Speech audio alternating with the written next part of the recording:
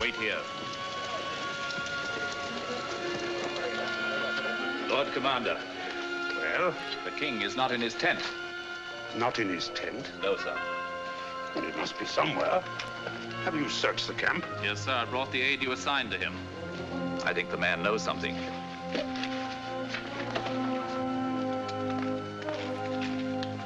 That is the man, sir. You were assigned to attend the king? Yes, sir. Where did he go? Sir, I cannot tell you. As your commander, I order you to tell me. The king pledged me to silence. Where is he? He went with a scouting party. Scouting party? What scouting party? Every night, so we send out small patrols to test the walls of the city. And tonight? Tonight, the waterway under the north wall. A patrol of 20 men under Captain Uriah. You let him go? I could not stop him, sir. We had finished the dispatches. The king stood in the mouth of the tent as the patrol went by. He looked after them, and suddenly he took up a sword and followed them. Take 100 of your best men and go after them. Sir. To arms, men! King. Iron 100! To arms! King of all Israel, out there in the darkness exposing himself to the enemy. Crawling on his belly like a common soldier.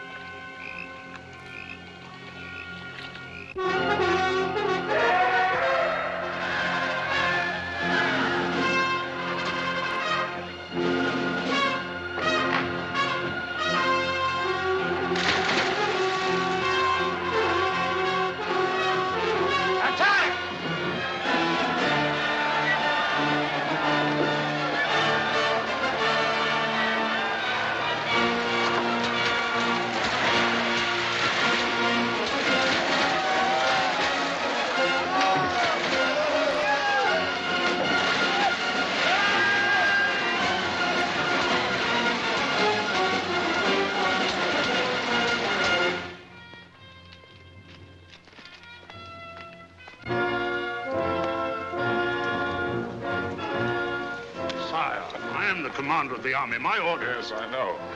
We'll speak of it later. Come in, Your Honor.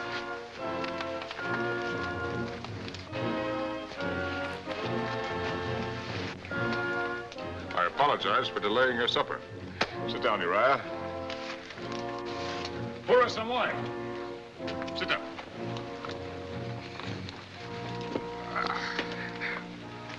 Sire, you're wounded. Let me call the physician. No, let it alone. It's a long time since I've shed any blood. It's good to have proof that it still runs in my veins. Sit down, George.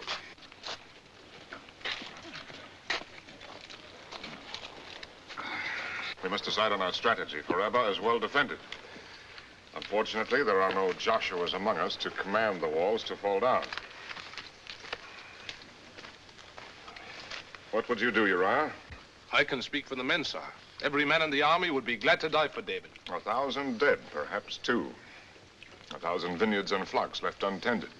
1,000 women wailing on my doorstep. You have a wife, Uriah?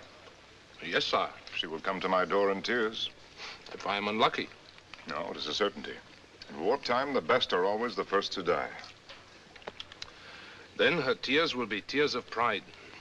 You are too young to know much of women and too brave, whereas I am a coward. A coward, sir? My men go into battle singing an old song. Saul has slain his thousands, and David his 10,000s. That was years ago, when I was captain of 100 like yourself. I was not the king. You will serve me better if you live, Uriah. Come, George. Remain seated. Continue with your meal.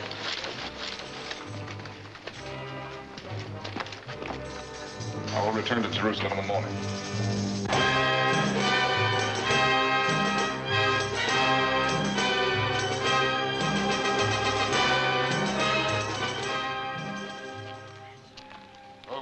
of Judah and Israel live forever. The Pharaoh of Egypt sends greetings to his beloved cousin. The Pharaoh bids me prostrate myself before the great king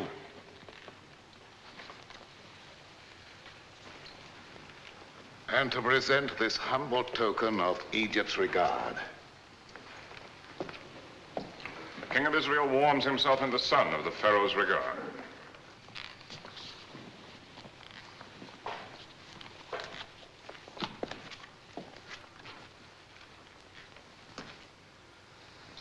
My beloved cousin, the Pharaoh, probably hopes that I'll cut my throat with this. Nathan, the prophet of God.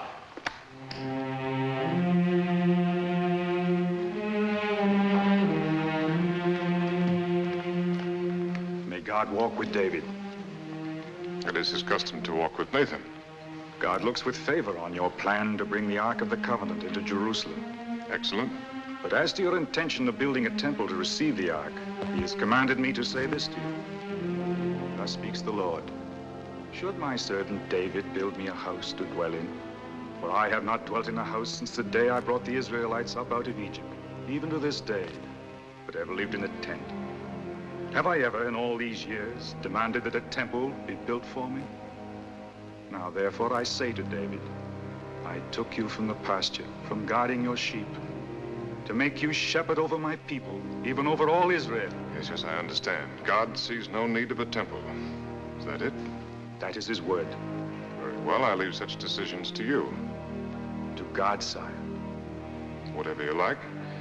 You may take full charge of the arrangements to bring the Ark here from Baal, Judah. My father, will you hear my petition? Amnon, my son, you need not beg for an audience. You promised me as the heir to Israel all the vineyards north of the Mount of Olives as far as the borders of Ephraim. Yet you have given the large vineyard on the Gibeon Road to Absalom. Did I? Only last month you said it was mine, yet Amnon claims it. I demand only justice. And what does Absalom demand? Justice, too. Then no matter how I decide, I am unjust. The vineyard belongs to Amnon. Thank you, my father.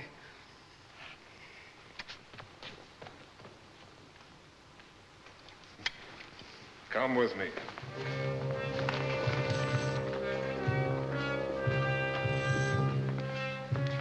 Let's try to understand my problem. Amnon is the heir. He's been anointed. If it became known that I favored you, it would weaken him in the eyes of the people. We both know that he needs all the strength that we can give him. We both know he is not fit to be heir. That I cannot help. You could anoint me in his place. Even if I wanted to, I am bound by the law. With our people, the law is everything. It is in their bones. It's only one vineyard, Absalom. I'll give you your choice of my own holdings. I want only what is mine.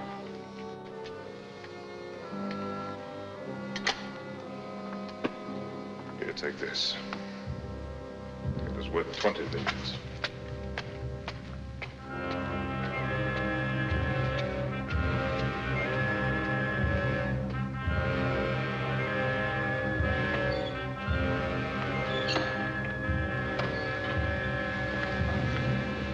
Michael,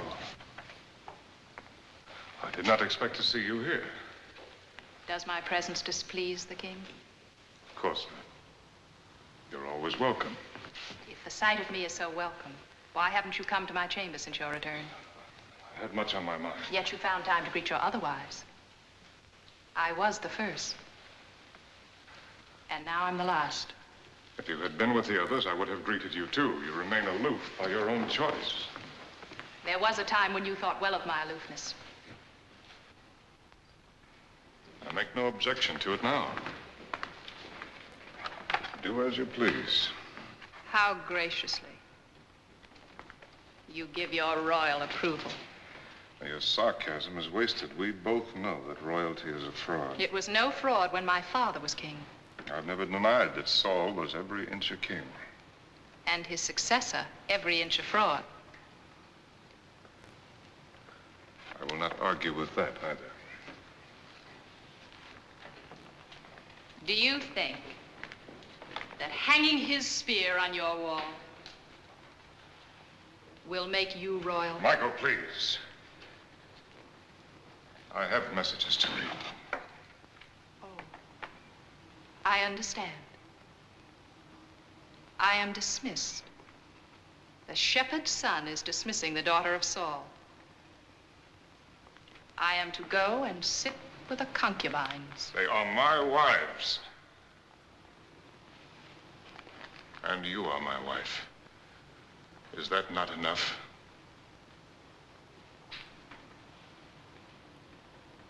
Why did you marry me, David? Why? Because I loved you. You lie. You have never loved anyone but yourself. David, meaning beloved. David, the beloved of David. Whatever you say. My love was wasted. You had no need of it. Is your memory so short? I had great need of it once. I begged you on my knees, but you deserted me. You refused to follow me into exile. You even dishonored your vows and let your father marry you to another. Against my will. You can say so. I cannot help thinking that real love would have fathered a stronger will. Then why did you take me back? You might have guessed.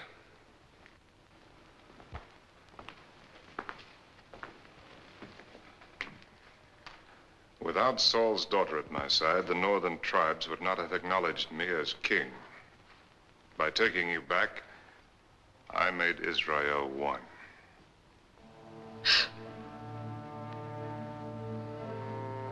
Michael, we're past the days of our passion.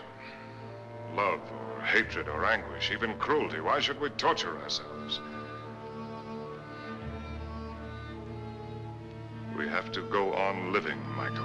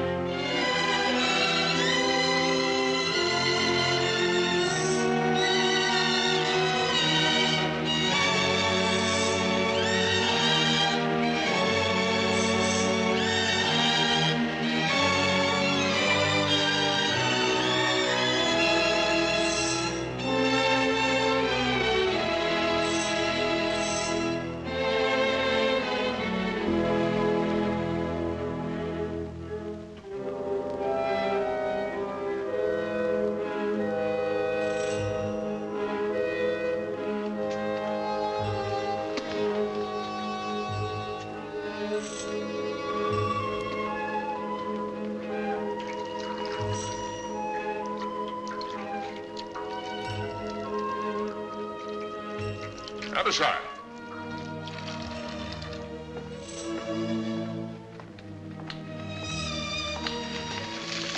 There's a house. Over there. Under that big terebinth tree. You know it? Yes, sir. The house of Uriah the Hittite. Uriah the Hittite. He's a captain with the army. Yes, I know him. Does he by any chance have a sister? No, sir. He has a wife. A Hebrew woman of Benjamin called Bathsheba. Bathsheba. During my visit to the army, this Uriah's gallantry was called to my attention. It's been in my mind to reward him. Perhaps in his absence, his wife could accept the reward. I'll send for the woman in the morning, sir. No, send for her now. She shall dine with me tonight. Yes, sir. You're not eating. I dined earlier, sire. It is my custom when I am alone. As a soldier's wife, you have good reason to hate the king who keeps your husband from your side. The king does what he must. His needs are the kingdom's. Not all of them.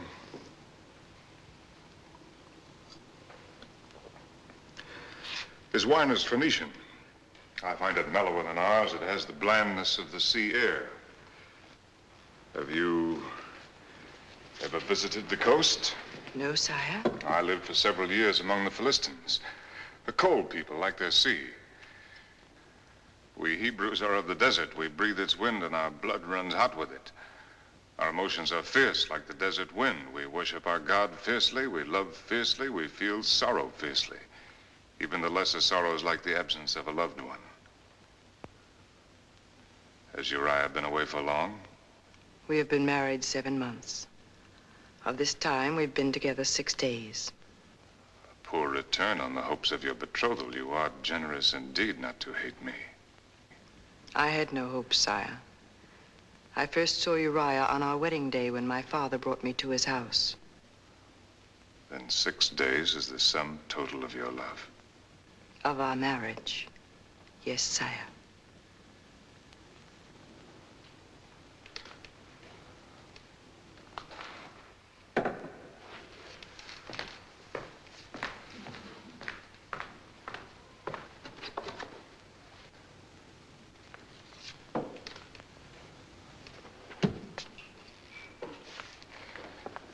One of the vanities of kings is that they think virtue can be rewarded with a bauble.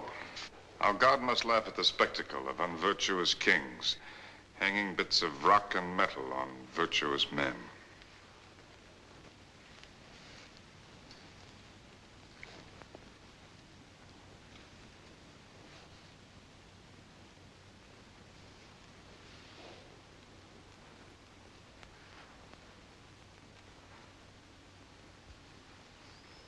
That is for virtue.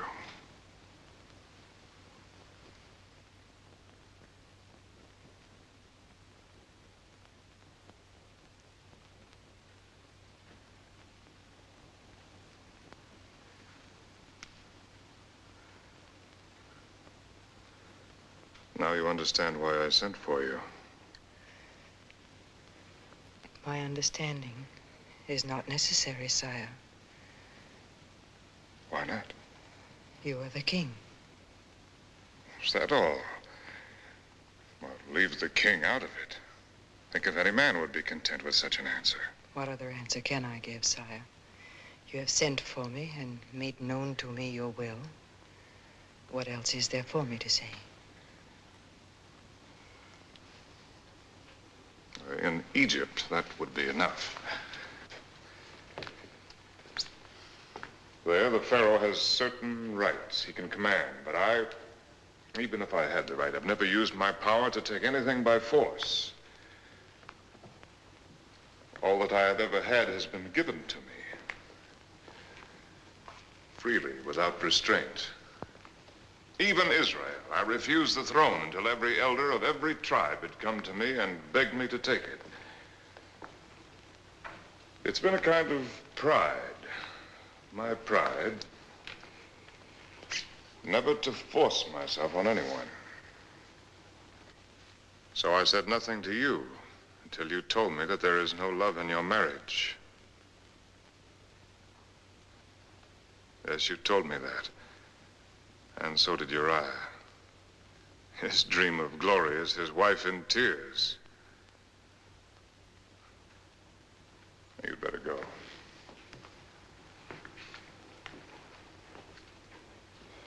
Oh, no, keep that. It's only a stone, but you lend it beauty. Uriah. Uriah is a fool. When I looked on you from my terrace tonight, I knew that every future moment spent away from you would be a moment lost. Yet he's found only 6 days for you in 7 months. The perfume of his beloved is the stink of war. Does he think that a man was made only for the agony of battle? Does he call that manhood? Does he know blood, no heart?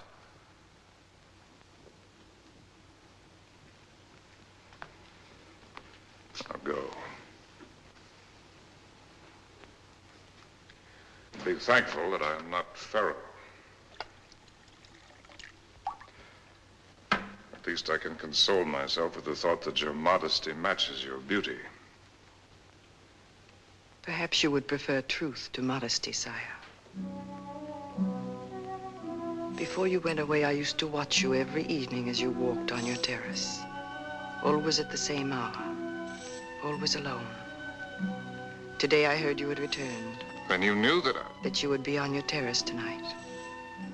Yes. I had heard that never had the king found a woman to please him. I dared to hope that I might be that woman. Why are you telling me this now? Why not before? Because first, I had to know what was in your heart. If the law of Moses is to be broken, David, let us break it in full understanding of what we want from each other.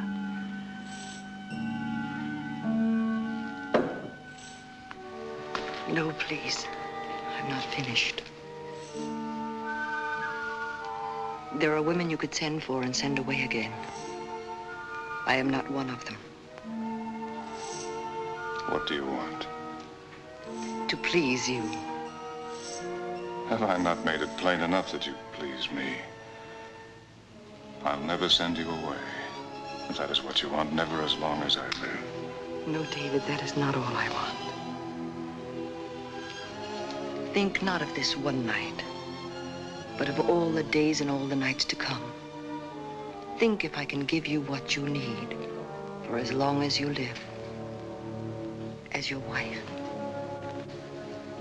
But you're not free.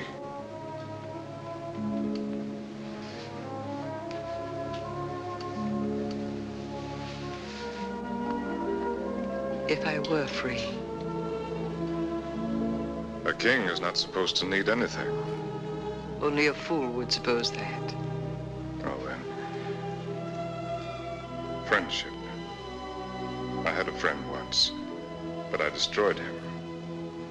The others who call themselves friends, I never see their eyes, only the tops of their heads as they bow to me. Their hands are extended to me, but palms upwards for favors. Even my own sons. Will I see your eyes, Bathsheba? You will see them. And my hand will be in yours. That much is easy, David. I'm only a man, Bathsheba. I need someone to understand that. I need the kind of understanding that only one human being can give to another. I need someone to share my heart. The man I watched from my window was not the king, but a man whose heart is well worth the sharing.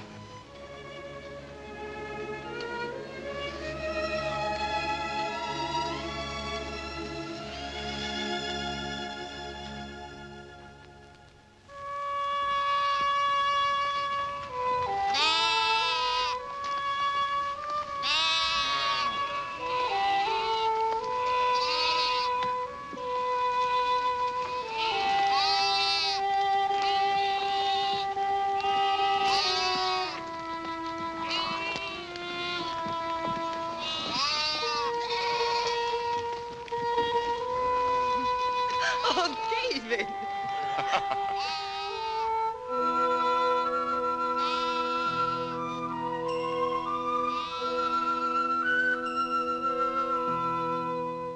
No, David. The boy, he'll see us.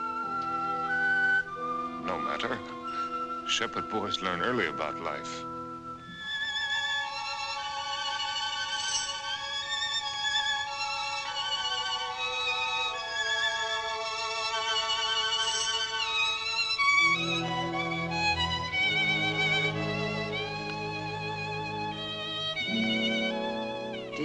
David. Did I what? Learn about life early. Before I was 12, I knew almost everything there was to know about life. And death. At 12, I'd killed wolves. At 13, a man.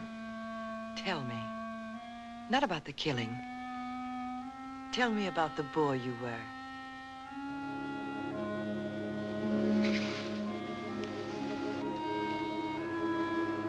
Couldn't be of any interest to you. A woman is interested in everything about her man. Particularly in what he was before she knew him. Well, there's not much to tell. I was a shepherd like thousands of others in Judah.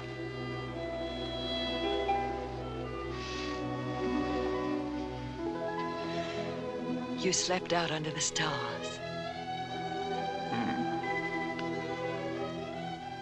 Did you dream, David?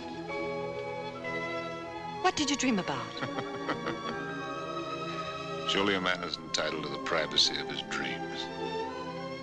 Then they were of women. Naturally. A whole procession of them. And every one of them ravishingly beautiful. I'm jealous of every one of them.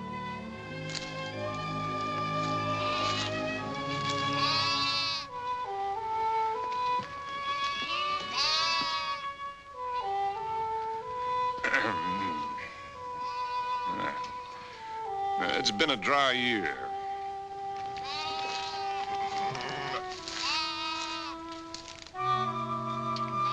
The shepherds had driven early to the wells. Once when I was a boy, we had a year when even the wells went dry. By midsummer, we were slaughtering sheep, saving only the ewe lambs. That was the year that I fought the wolves. Tell me. Well, they'd been made desperate by hunger. I fought them for 8 hours with my slingshot. In the morning, 6 of them lay dead. And you were only a boy. Well, I was quite a hand with a sling. Here, I'll show you. May I try your sling?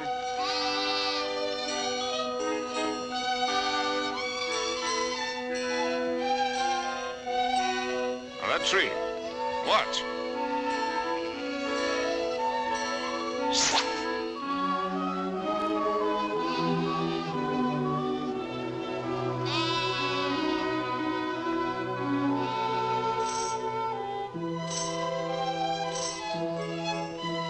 Very well, if you think that you can do better.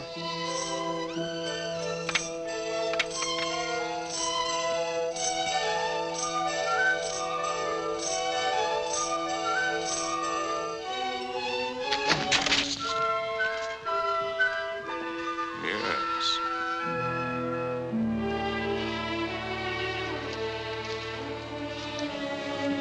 Well, I lack practice.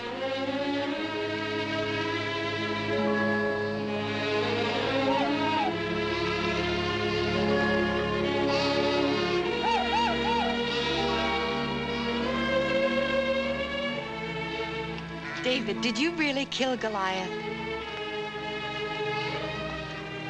After seeing me with that sling, how could you doubt me? Was he truly as big as they say? Well, I will admit that he grows a little bit bigger every year.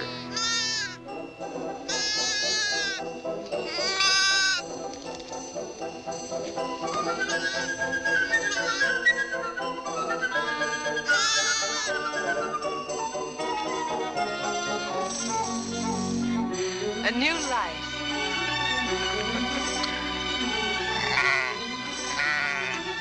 Oh, that's his mother. She's caught in the brambles.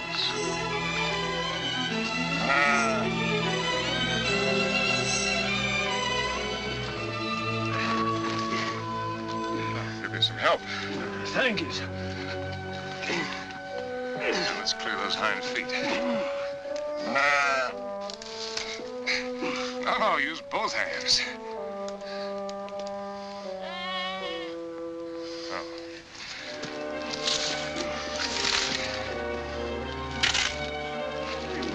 There we are.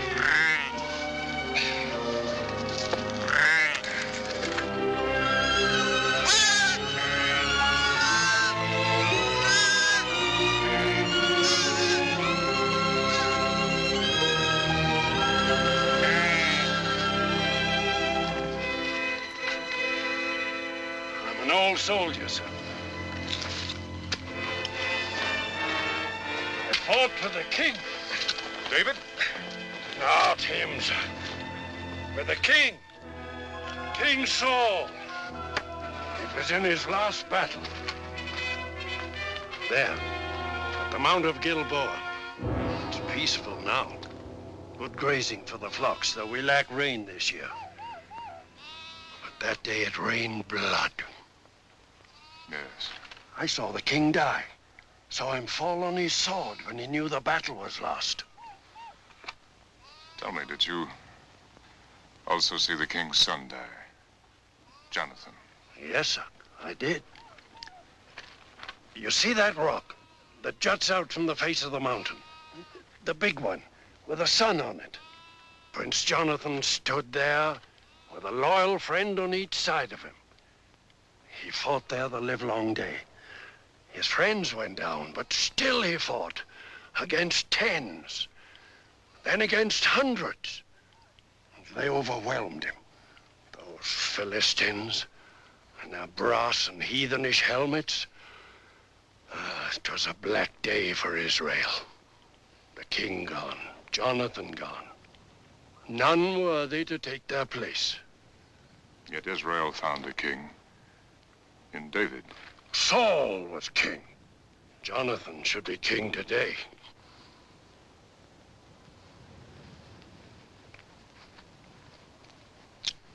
Here.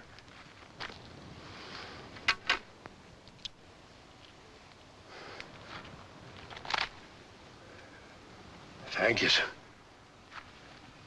Thank you kindly.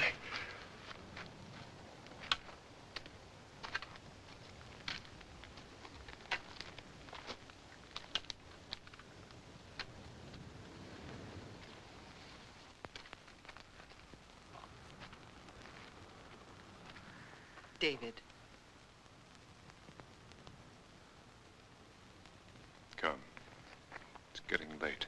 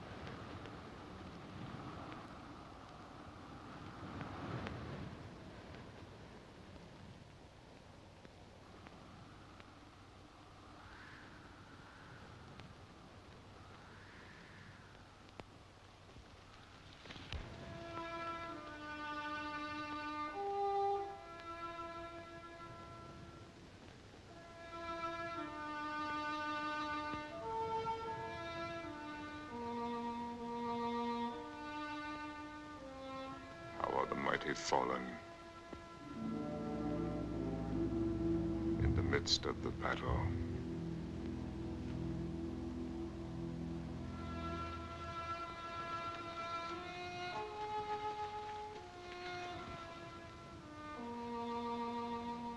Oh, Jonathan,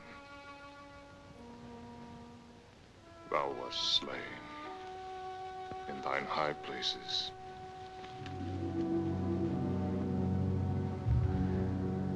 I am distressed for thee, my brother, Jonathan.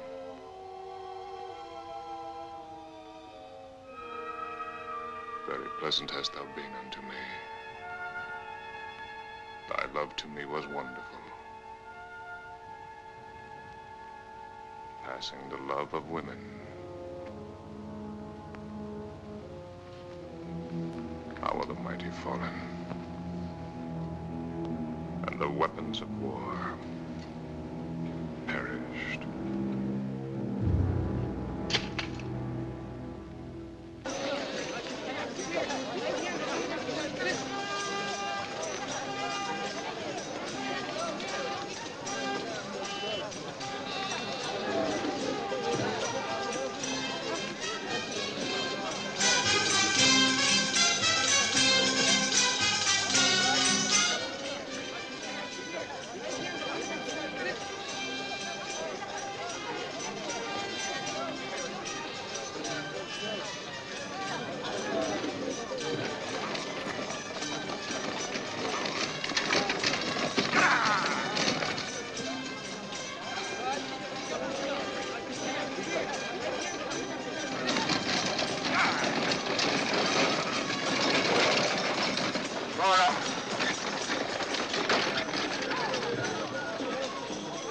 Greetings, Abishai.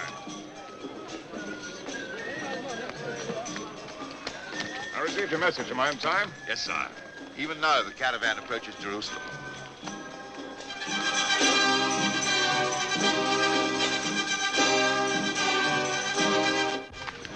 Look, Bathsheba. The Ark of the Covenant. The shrine that has traveled with our people through all their wanderings. I'm bringing it here to its proper home. Get in, Abishai. I'll go down to meet Nathan. You'll take Bathsheba to her house. I beg you!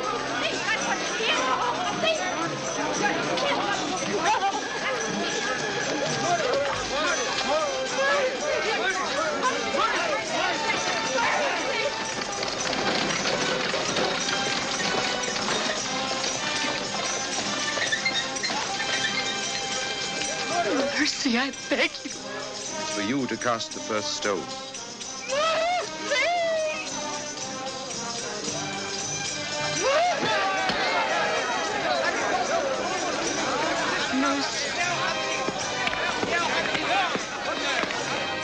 An adulteress, sire. She betrayed her husband in the arms of another. She was judged and condemned under the law. Go. Take her home.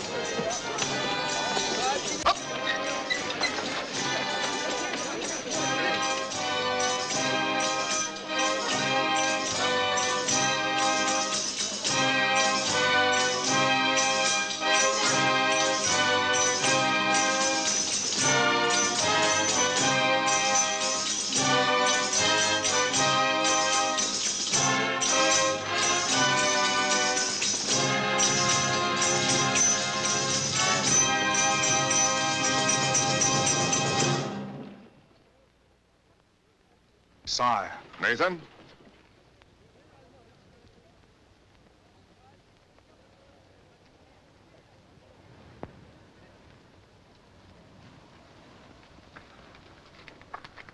God's design is a strange one, Nathan. Consider how this box of wood has outlived the flesh that made it, and preserved it and venerated it. A pity that it is mute and blind and cannot tell us of our ancient dead. Of Moses on the mountaintop, of Miriam and Aaron, of Joshua at the walls of Jericho. No, sir! Do not tempt the thunderbolts of the Lord. His dwelling is not to be profaned by unconsecrated hands. To touch it is to die.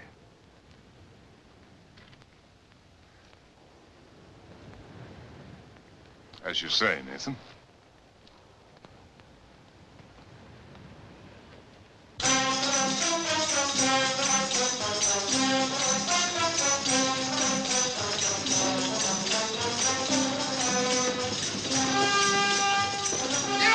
The Ark of the Covenant has fallen!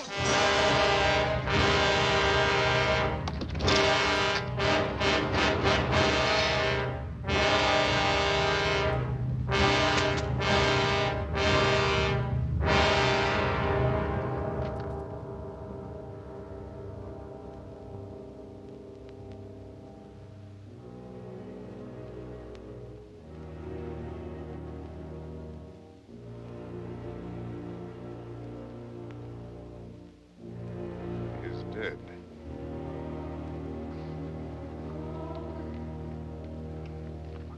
Let all take heed and bear witness to what they've seen, that the people may know the will of God. Time is not right for the entrance into the city. Unhitch the oxen. Let a tabernacle be erected on this spot. Let the ark remain here outside the walls until God has signified the appeasement of his wrath.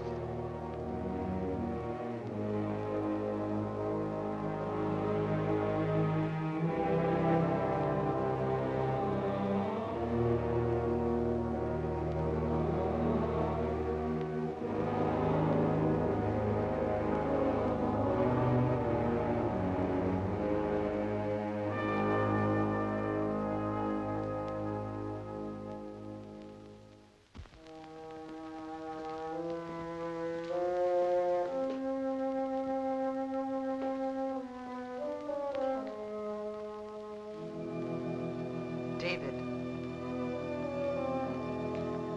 Bathsheba. You shouldn't have come here. I had no choice. My news would not wait. David, I bring you trouble. Our secret is no longer a secret. Who has learned it? No one yet. But soon all will know who have eyes to see. I'm sure now of what I have feared this past week. I am with child. Beloved.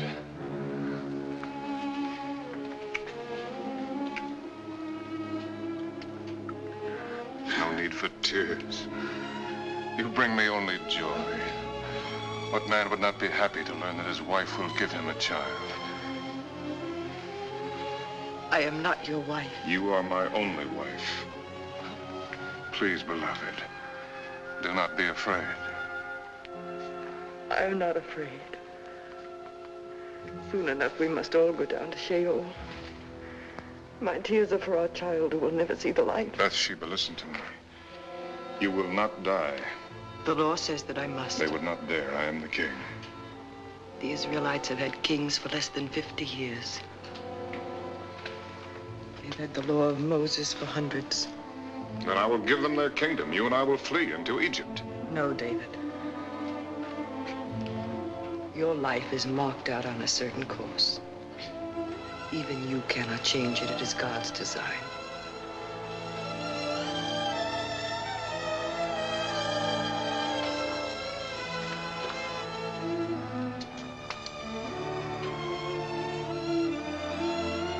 There's another answer. Uriah. Uriah is a soldier. Soldiers die every day in battle, and not always by enemy hands. No, David. Even our love could not bear the burden of such a crime. The crime lies in the chance that I was born a Hebrew. In any other nation on earth, Uriah's life would be forfeit. It would be no less a crime.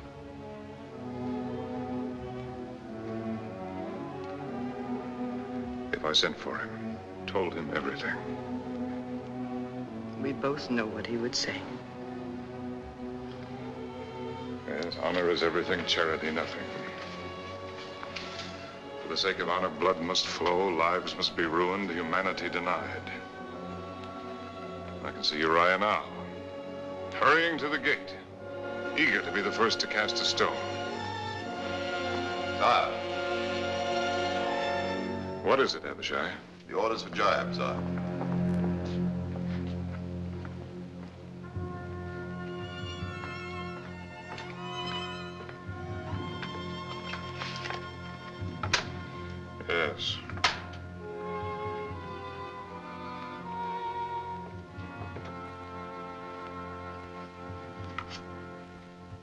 Let's send it now.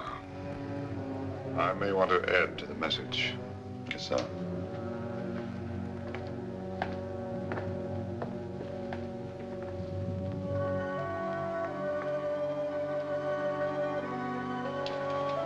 There's another way. Perhaps it will solve nothing. But at least it will gain us time. If Uriah can be made to believe that the child is his, But he has been away almost a year.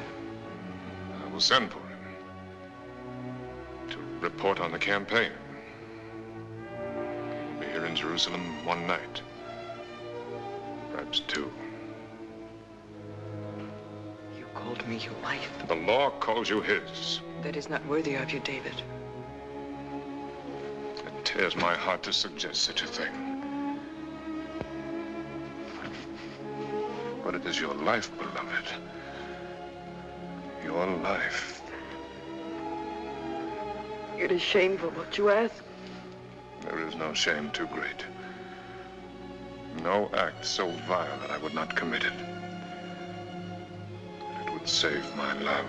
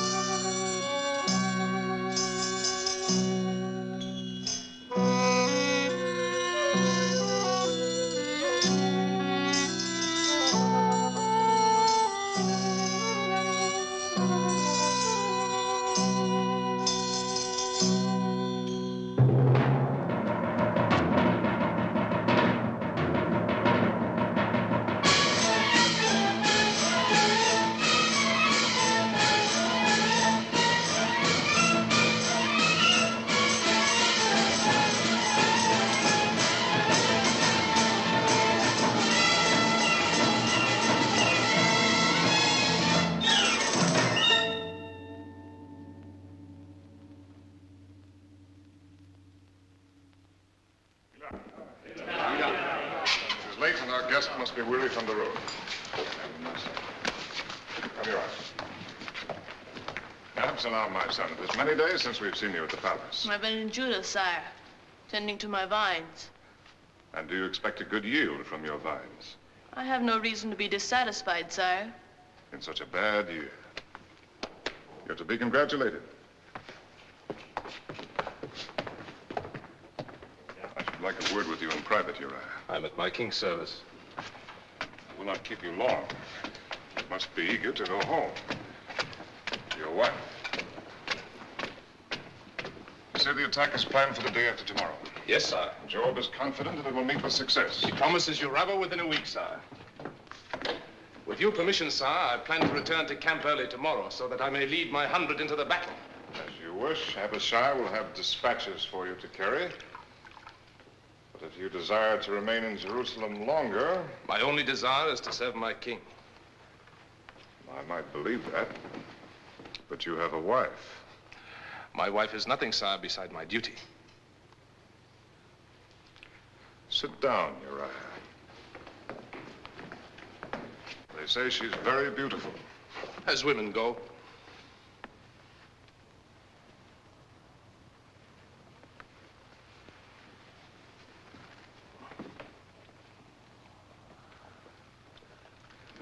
A woman does not always share her husband's devotion to duty. Have you ever tried to think of things from her point of view? No, sir. But supposing her wishes and yours come into conflict? A woman's wishes cannot conflict with her husband, sir. That is the law. The law? The law can only control what we do, not what we think. What does your wife think, Uriah? I do not know, sir. Is it possible that you believe that she does not think or feel? A woman is flesh and blood, Uriah, like us. Perhaps even more so because we give her so little to think of but matters of the flesh. In all our history, only a handful of women have been permitted to write their names beside the men. Miriam, Deborah, Jael, perhaps one or two more. A woman's occupation is her husband. And her life is her love. But if her husband rejects her love, if he puts another love before it, if he denies her the only meaning that her life can have, is it not understandable if she seeks a meaning for it elsewhere? With another man? Yes. If she does, she breaks the law. But if her husband feels pity for her, under the law, he is the one who must condemn her. Then it is doubly his duty to be sure that the law is obeyed.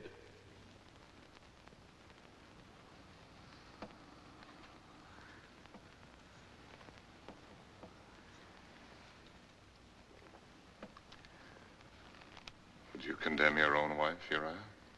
Bathsheba? But that is not possible. But if it were possible? I would not hesitate to do my duty, sire.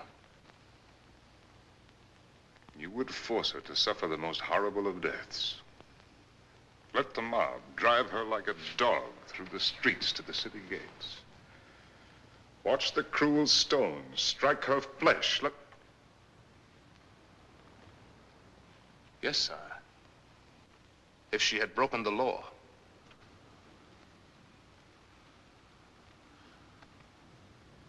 I've kept you too long from your bed. You may go. Sire, will you grant me a boon? What is your wish?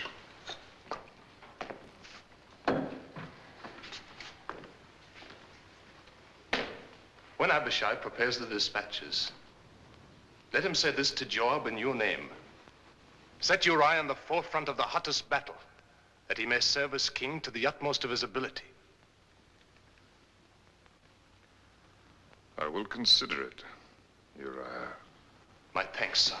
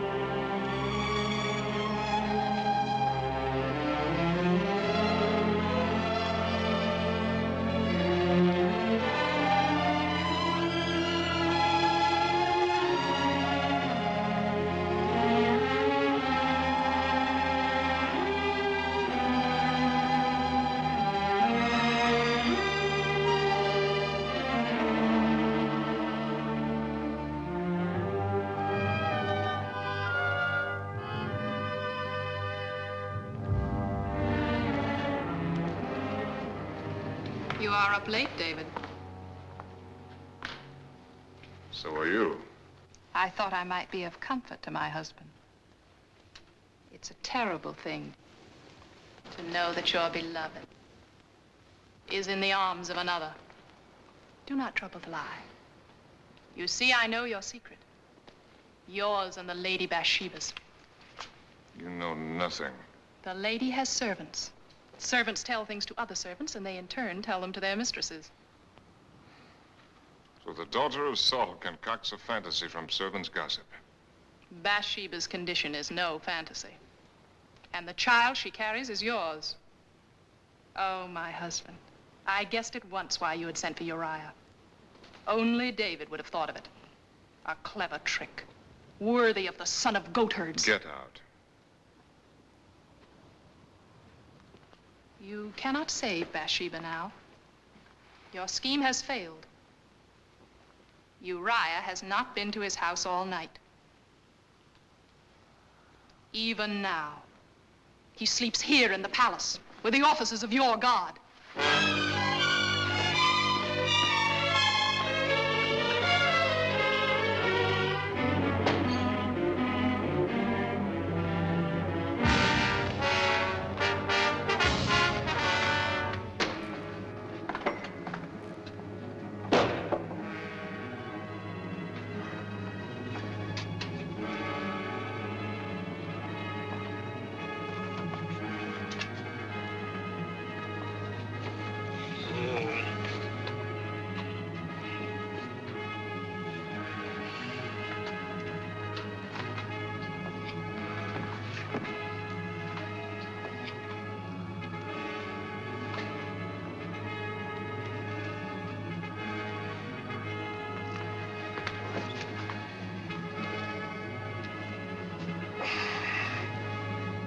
Sire, forgive me.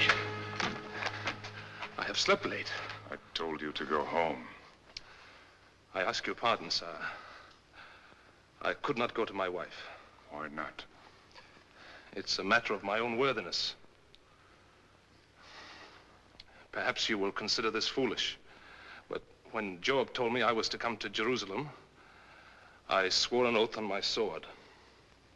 I swore that while the army still slept in tents, while Rabbah still stood in defiance of God's will, I would deny myself the comforts and the pleasures of my own house. I would keep myself clean for battle as if for entering the tabernacle of the ark. I'm sorry if I have offended my king.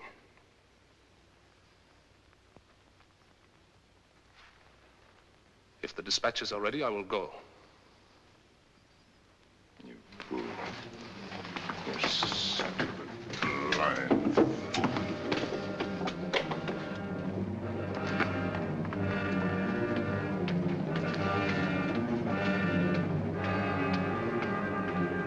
Sire. Dispatches for Joab, sire. Dispatches. Shall I give them to Uriah?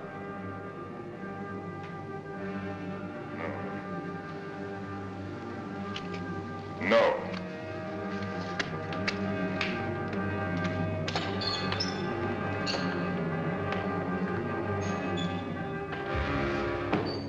There is an additional order. Set Uriah in the forefront of the hottest battle. It is his own wish, Abishai. Even his own words.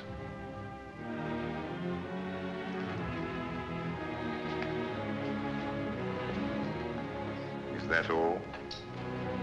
No. I will not add hypocrisy to my other sins. Even if Joab should understand what I intend, I cannot ask him to share the burden of my guilt. Here is the order. Set Uriah in the forefront of the hottest battle and retire from him that he may be smitten and die. Yes. When it is finished, seal it and give it to Uriah. Yes, sir.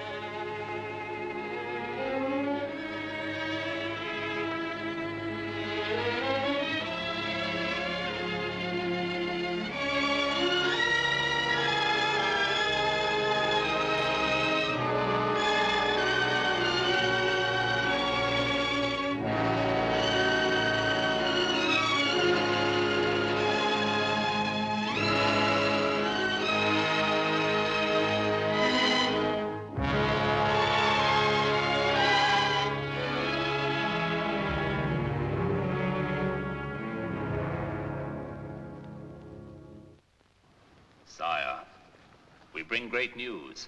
The walls of Rabbah have been breached. When we left, there was fighting in the streets of the city. Joab bids me urge you to come to Rabbah with all speed to receive the surrender of your enemies.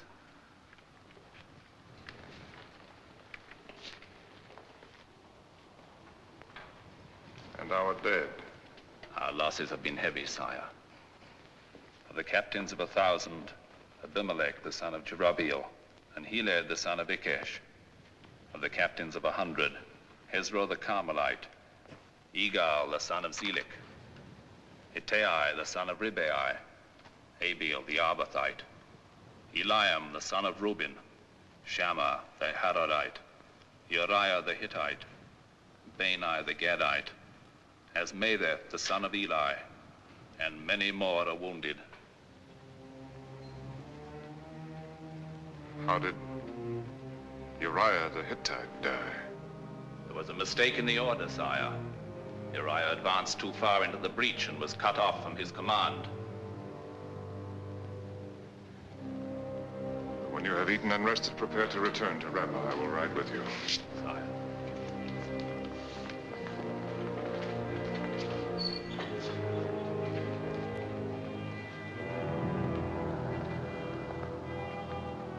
Sire, the Lady Bathsheba's servant is waiting for your answer. Go to Bathsheba. Tell her that Uriah is dead. Tell her to prepare for our marriage at the end of her month of mourning. Will you not go to her yourself? No.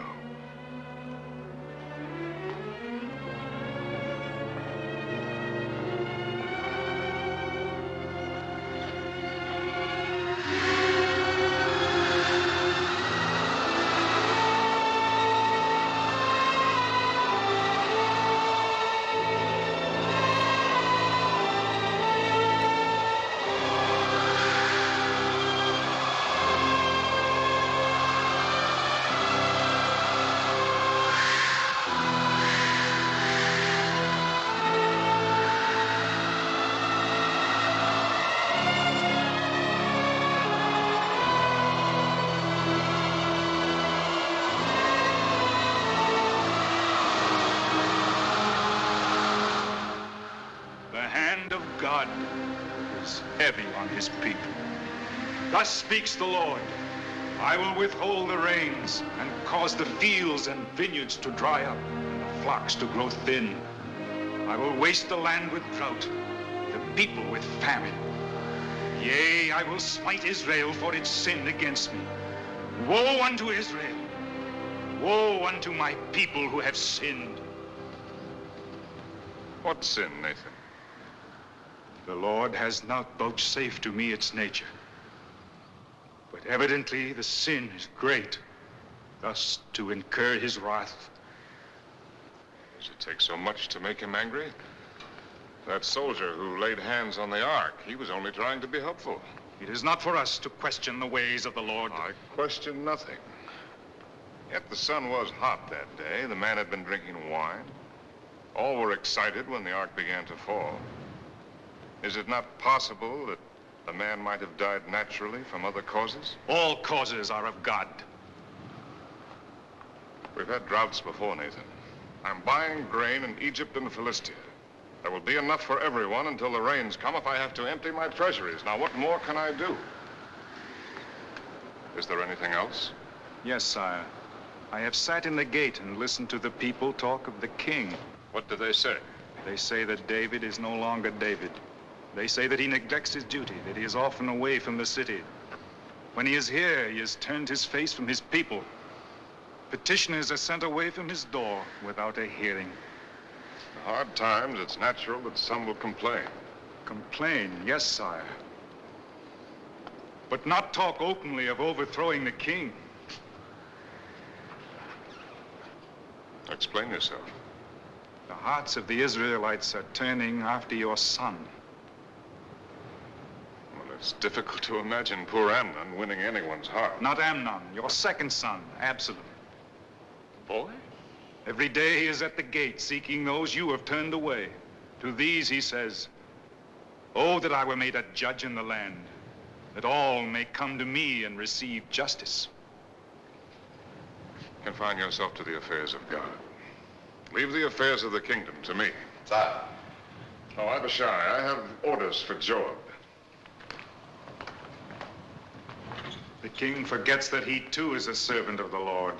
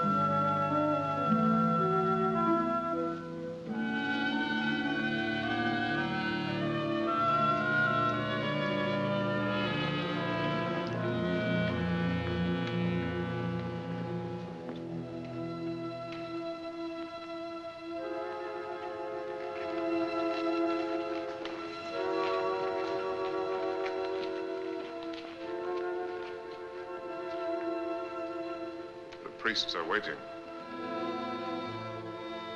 I have been waiting these days and weeks, waiting for a word from the one who called himself my lover, for a sign that all of his promises were not lies. Beloved, Do not call me that. Even the word is a lie.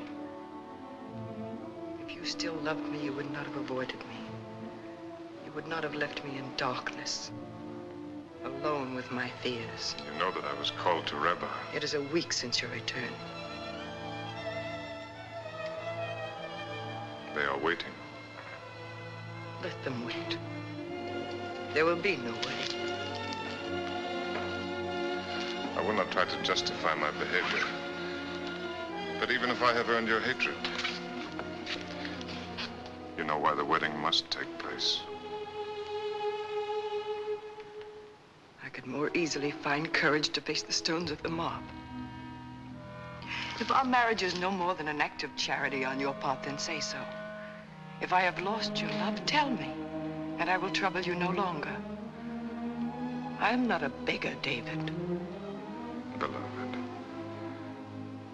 it is I who am the beggar. I beg your patience.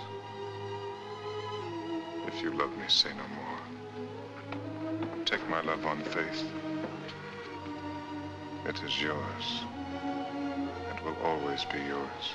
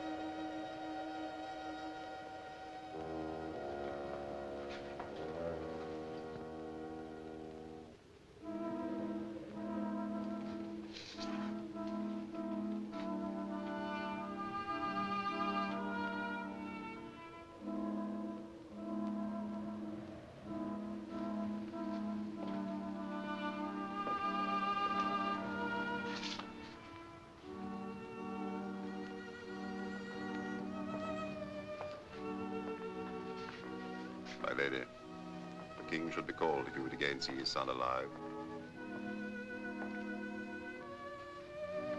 Call him.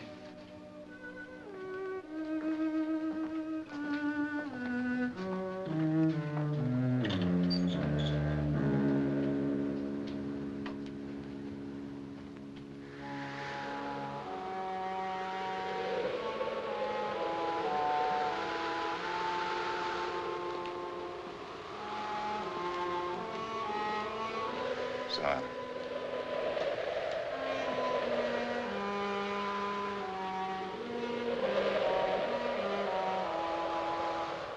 Lady Bathsheba asks your presence.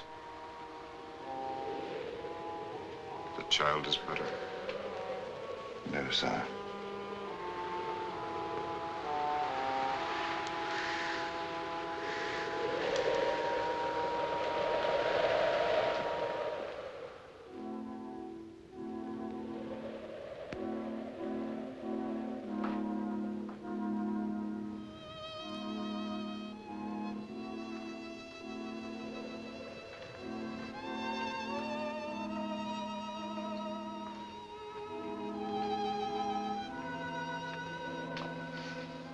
The physicians can do no more. They say he will die. I know. I have known it these 7 days. I have lain in sackcloth on the earth. I have fasted. I have tried to pray. But my prayers were only words going out into emptiness. They fell on no ears but my own.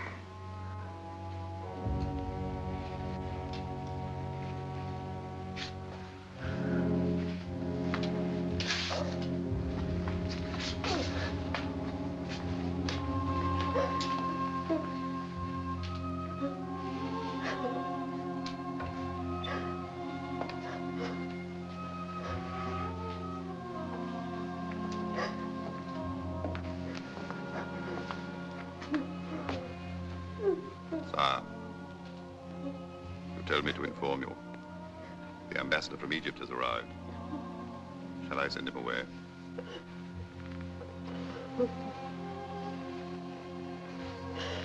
Now I will go down.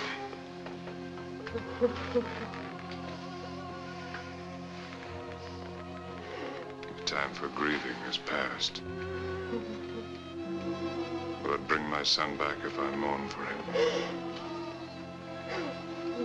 No, I shall go to him. But he will not return to me.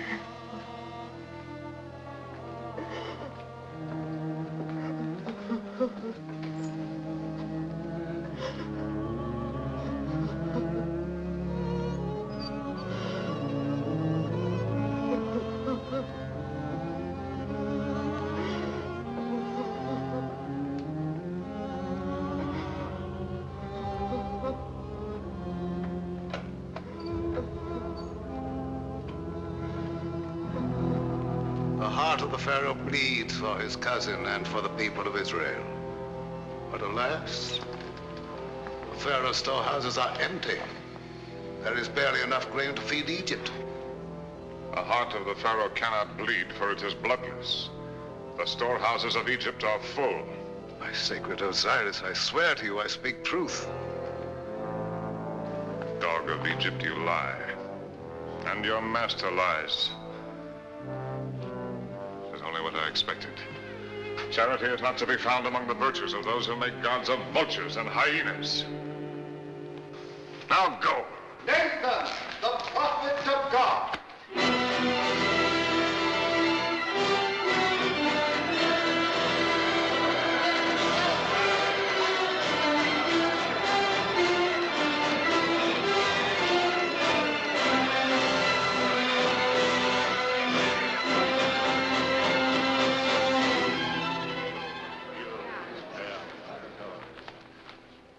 I come on a matter of justice, sire. Hear and render judgment.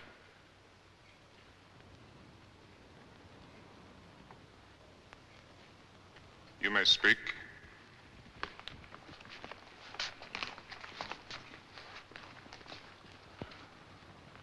There were two men, one rich and one poor. The rich man owned great flocks and herds, but the poor man had naught but one ewe lamb. He reared it, and it grew up with him and his children. It ate of his food and drank of his cup, and it was like a daughter to him. Now there came a wayfarer to the rich man, asking meat. But the rich man did not take of his own flocks, feed his guest. Instead, he took the poor man's one ewe lamb and slew it and prepared it for the wayfarer. What is your verdict upon this man? He shall restore the lamb sevenfold. The lamb is dead. It cannot be restored. Then the man deserves to die because he had no pity. You are the man.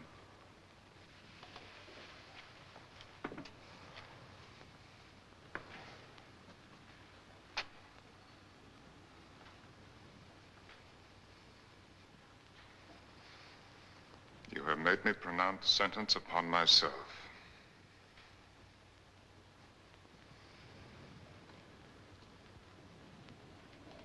Very well. It is done. And there is no appeal. It is the will of God, and I accept it. Gladly. It is not his will that you should die, David. Worthy or unworthy, you are his anointed. Through Samuel, he chose you to lead his people. Your labors in his behalf are still unfinished. But you cannot escape the punishment of the Lord. I have not escaped it. My son is dead. His justice is still unsatisfied. You have paid for your adultery, but you have also killed. You have taken up the sword and slain your fellow creature for your desire. Now, therefore, the sword shall never depart from your house. You shall know the hatred and ingratitude of your own flesh. Brother shall turn against brother, and son against father. The history of David's house shall be a history written in blood. You tell me nothing new. I am content. Even so, the tally of the Lord is not paid. The woman has been denounced. She also must expiate her sin. She has lost her child. Is that not enough? Bathsheba has sinned, and she must render payment according to the law of Moses. Uriah's death was my act, and mine alone. She was a faithless wife. Faithless only because I made her so. Could she deny the king when I called her? Could she refuse to obey my commands?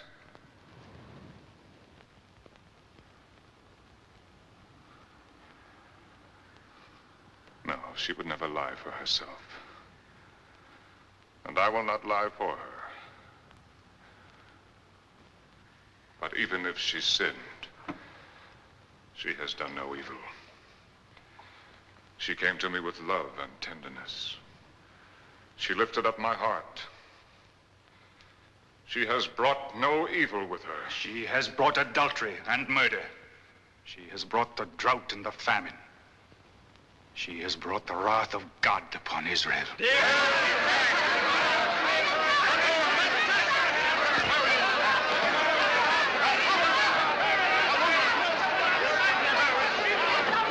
know the law, and so does David. Yes, I know the law.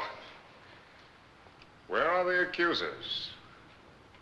Under the law, they must cast the first stone. Where are those who will say that I knew Bathsheba before our marriage?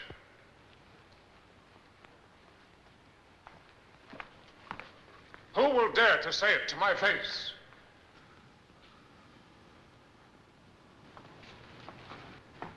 So there are no accusers. You have none.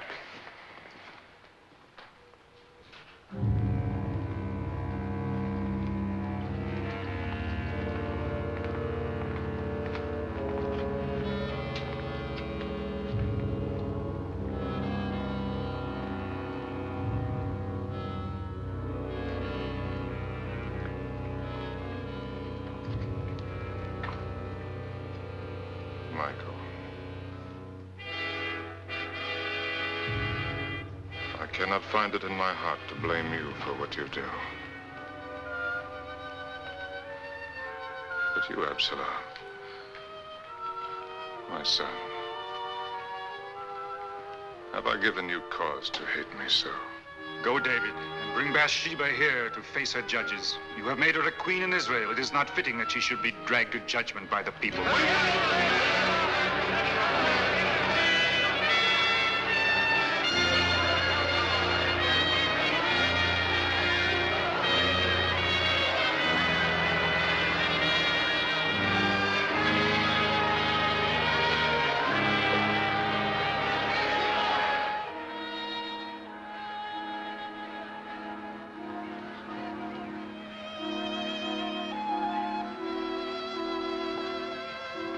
Lady.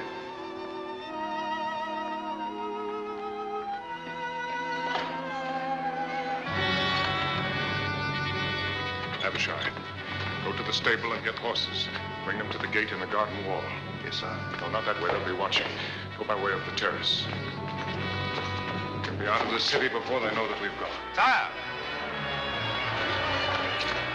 The palace is surrounded. Call the guard. Surely my own bodyguard can be trusted. Go, go!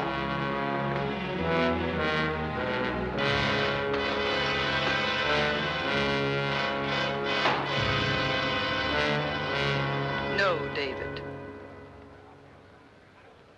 We cannot fight against the will of God. A God who punishes the guiltless. I am not without guilt, David.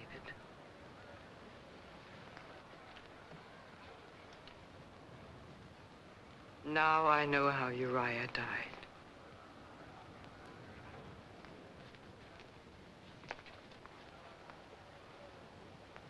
I think I really knew before our marriage. Knew and put it from my mind. I lacked the courage to face the truth. My guilt is as great as yours. Greater. Because I let you bear the burden of it alone. I killed him. I wished him dead. God sees into our hearts, David.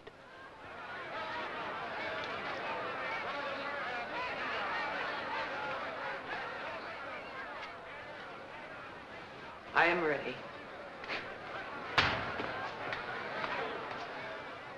God, I cannot let them take you. I cannot let you die.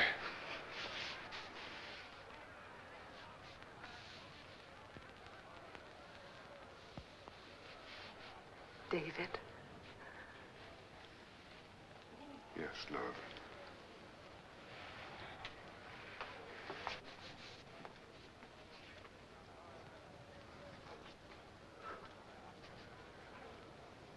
In all our time together, you have never played for me.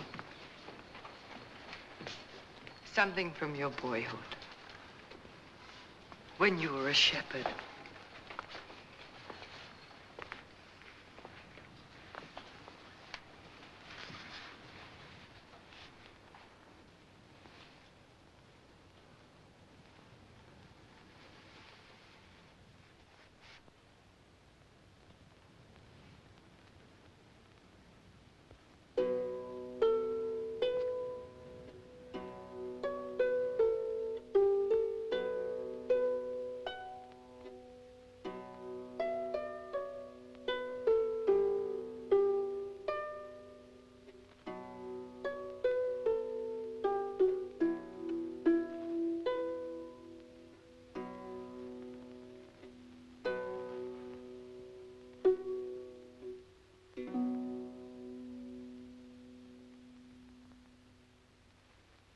The Lord is my shepherd. I shall not want. He maketh me to lie down in green pastures. He leadeth me beside the still waters. He restoreth my soul. He leadeth me in the paths of righteousness for his name's sake. Yea, though I walk through the valley of the shadow of death, I will fear no evil, for thou art with me. Thy rod and thy staff, they comfort me.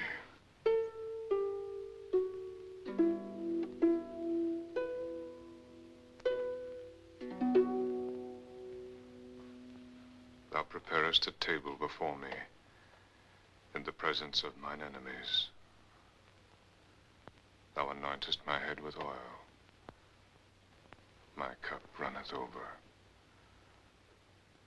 Surely goodness and mercy shall follow me all the days of my life. And I will dwell in the house of the Lord forever.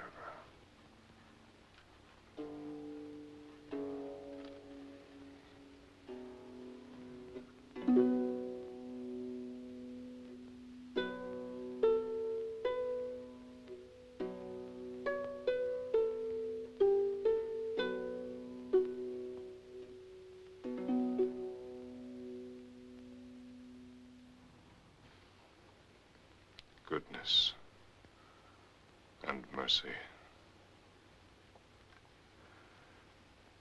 When I wrote those words, I believed in such a God.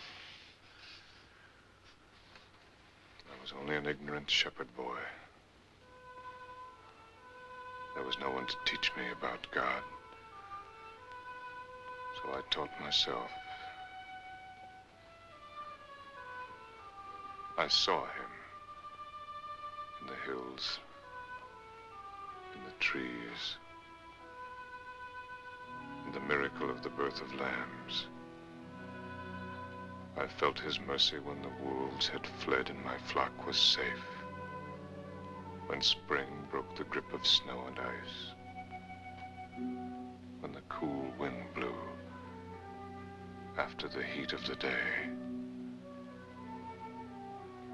I saw his splendor in the flowers blazing on the hillsides,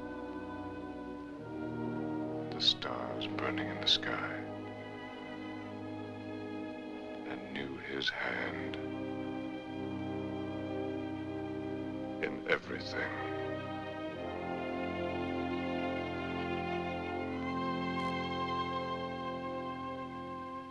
Then I wandered from him. I tried to find him again. I had lost him. Somewhere in Saul's court. Or when I roamed the desert in exile. Or in the camp of the Philistines. His image paled in the lights of the cities. And his voice was drowned in quarreling and scheming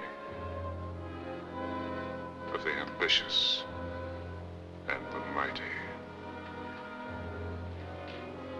And now Nathan has found him for me.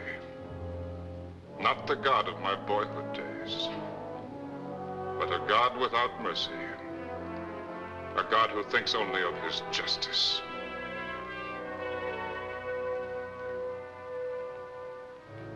So you must die,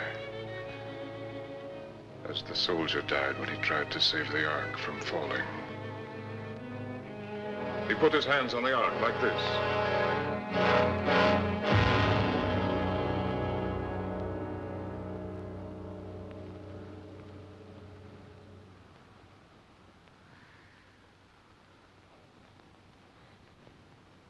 You shall not die.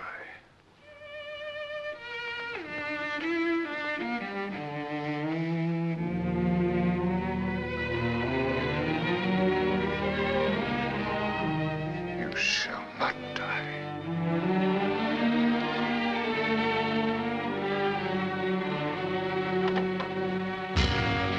These are all who are willing, sir. It will be enough. Take your stand at this door. If anyone tries to enter, cut him down.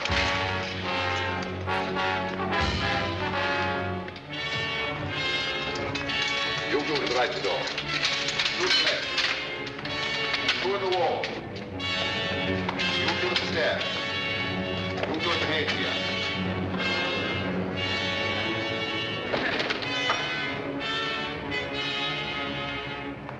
Where's the woman? She is not coming.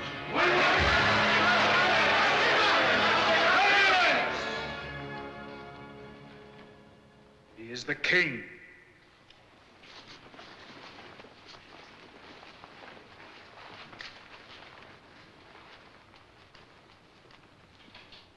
You have heard the word of God. I have heard the word of Nathan. You have told me that God demands justice. That I will believe. But I will not believe that he would condemn a helpless woman for another's crime. Where are you going? To the tabernacle. If God is what you say he is, if this is truly his justice, then let him speak for himself. Will you go to him in anger? He has shown me nothing but anger. He has turned his face from me. It was David who first turned his face from God. Once there was a David who knew how to pray, who sought nothing for himself at the hands of God, who found his strength in faith alone. If that David still lives, his God will not deny him mercy.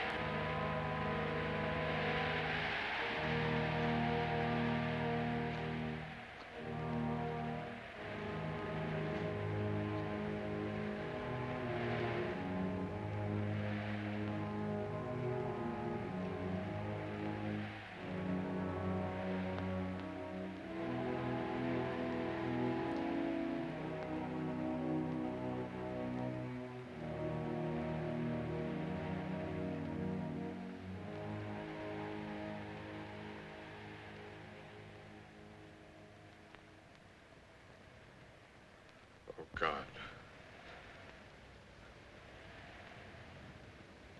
Thou God of my early youth, hear my prayer.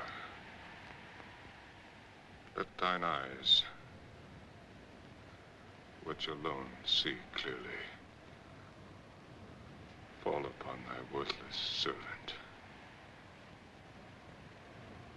In all things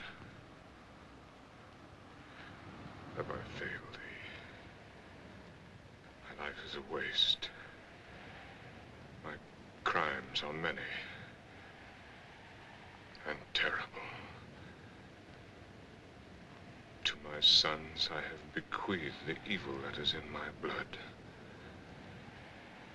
I have led my people into misery and want. I have used thee with ingratitude and betrayed thy trust. I have been a faithless shepherd. I am dust in the sight of thine eyes. I am less than the meanest creature crawling in the earth. And yet, O God, I am also thy creation. Take not thy Holy Spirit from me. Thy Spirit, which abode with me in the wilderness. I ask nothing for myself, O God.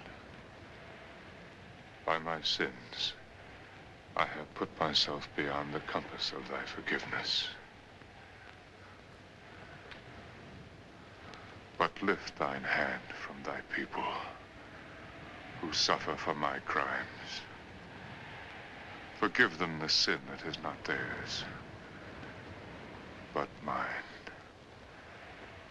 Let the land thou gavest their fathers flow once more with thine abundance.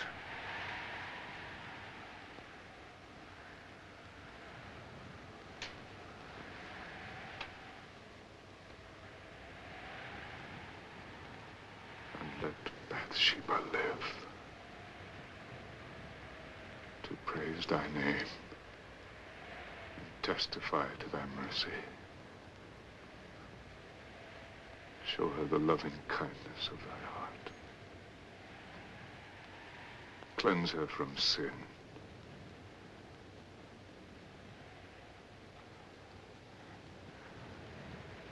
And let thy punishment fall on thy servant who has earned it. Look not on the sinner who comes before thee, but on the boy he was, who loved thee, and who would have died for thee. Make my heart as his. Let the boy live again in his innocence. Grant him thy mercy, and take this David's life.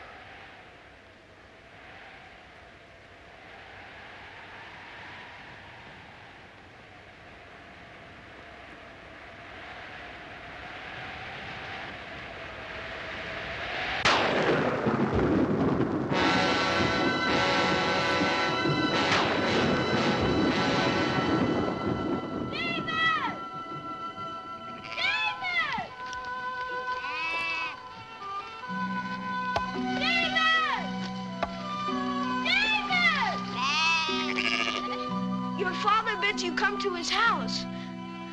I am to stay with the sheep. The prophet is there, the prophet Samuel himself. It is said that he comes to choose a king over Israel.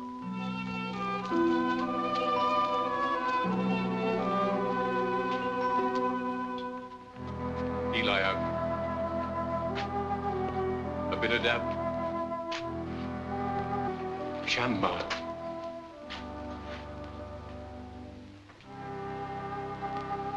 The Lord has not chosen one of these. Any father would be proud of such sons. You do well to feel pride, Jesse.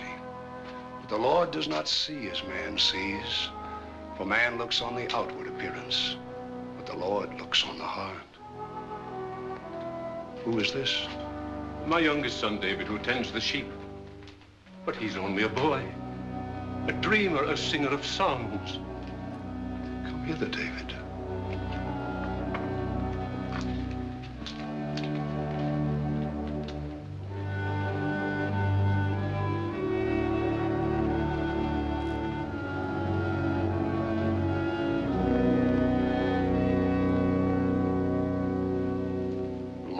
Has chosen.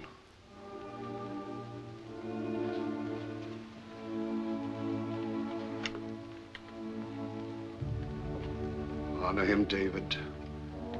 Walk in his light, and you shall serve him as few are permitted to serve.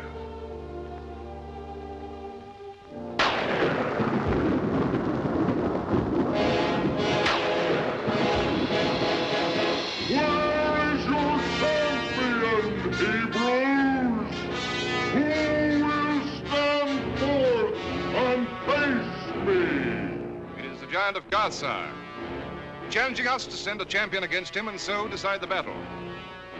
Sire, the men have heard his challenge these 40 dawns. They cower like whipped dogs at his voice. Unless he is met, and soon, our cause is lost. And is there no one in the ranks of Israel who dares to meet this man? Sire, if Goliath were only a man, any one of us would go. But he's like no man born of woman. His height is 6 cubits and a span, and his spear is like a weaver's beam. We are dogs indeed to run before one Philistine.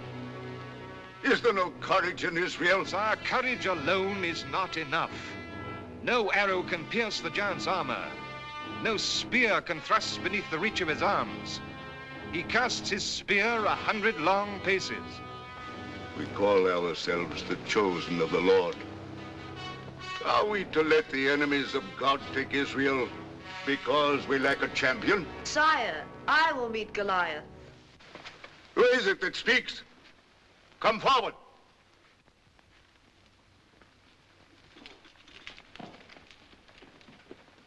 David, my armor bearer. I will meet him, sire. Sire, Samuel calls this boy the Lord's anointed.